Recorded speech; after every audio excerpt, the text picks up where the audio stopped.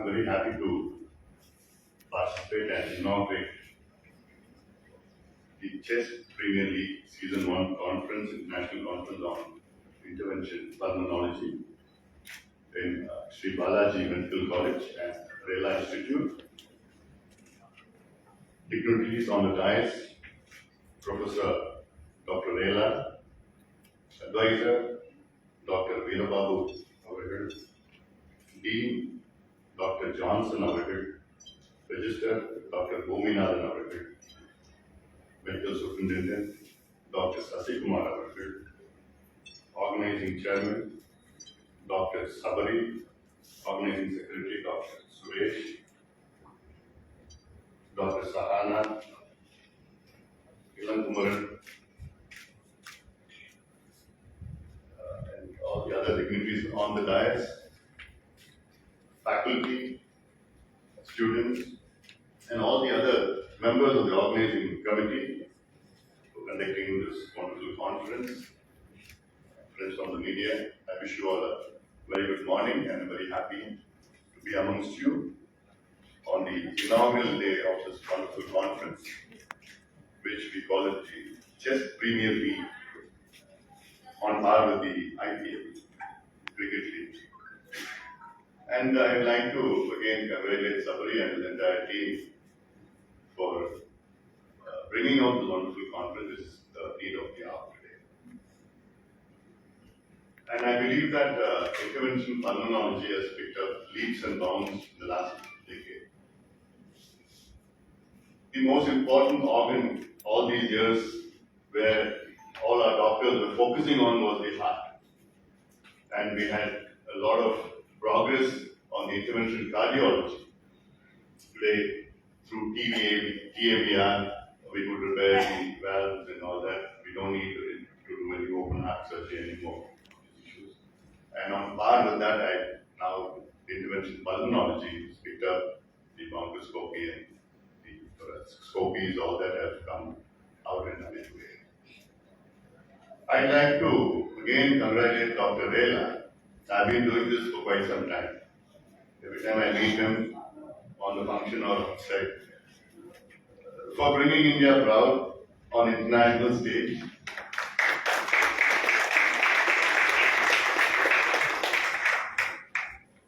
And we are all very proud of you, Doctor. Keep up the good work. And your initiative has motivated hundreds of doctors coming back to India who have all gone abroad.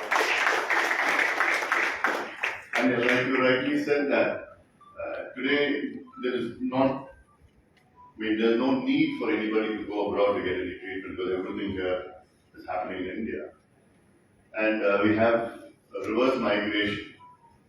People have gone like earlier, Dr. Trehan, Vedanta Hospital, he's come back, and then we have stalwarts like Dr. Rela, who's come here and proved that you could achieve in staying back from India.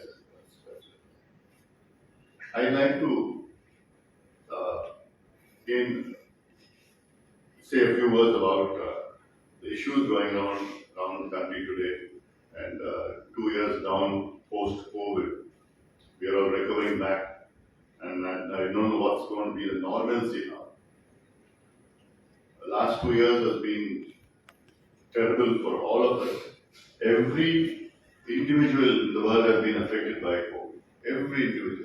I could vouch for all the 7 billion individuals living there, because anyway, directly or indirectly, the way of life has changed, our thought has moved on, and in fact, the work culture has changed. Everything has changed post-COVID, and I don't know what is going to. We're going to look at the future, because in 2002 we have seen SARS, 2002 and early 2003. Then 10 years down, 2012, we have seen MERS. And then again, after nearly short of a decade, again we have seen this COVID-19. And I believe that all these changes are due to climate change, global warming, which none of us are acknowledging the effects of that. and foresee a lot more newer diseases which is going to be affect us, whether it's viral or bacterial or any other things like this. We have to be prepared for it. And we have to think on those lines of climate change and climate mitigation, adaptation, and rectification, which is going to be a very, very hard concept. And it's not an individual issue, it's just a collective issue. Issues about countries need to be more proactive. I've been talking about climate change in every forum, whatever possible way. And I see that we're going to face a lot of challenges. Normally, currently, we're facing a challenge about floods. And I believe in the days to come or the years to come, we are going to have a situation where yes, we are going to have rainfall, enough of rainfall. In fact, I'm digressing a little bit from the conference because I don't want to get into the nitty-gritties of the technical part of the conference, but I just want to give an overall view of both, issues which is going to affect us in a big way in the days or years to come. Earlier, the monsoon for us was 45 days, both the southwest monsoon and the northeast monsoon. Northeast is what we started 3 days ago. And today, the monsoon has shortened to about 30 days. When we had a 45-day monsoon, the average rainfall of Tamil Nadu was 900 millimeters. Today, it has increased to 950 millimeters, increased by 50 millimeters, but the days of monsoon have shortened from 45 to 30 days. And the years to come is going to shorten further to about 20 to 25 days. So we're going to have rain pouring out on us just about a week's rain in one day. So we don't have facilities to collect the rain because whatever pouring, it's going out, going to the sea, and literally 10% is going down. So that way we are going to have a lot of problems. Infrastructure needs to be created. And coming back to what Dr. Vela has said about medical education in this country, he's right. We need more infrastructure, we need more doctors for 1.4 billion population. We need more than 1 million doctors, and especially what he said about postgraduates. We have facilities, but then the regulatory concept of manhandling or mishandling these facilities with the Medical Council of India, now we have the National Medical Commission.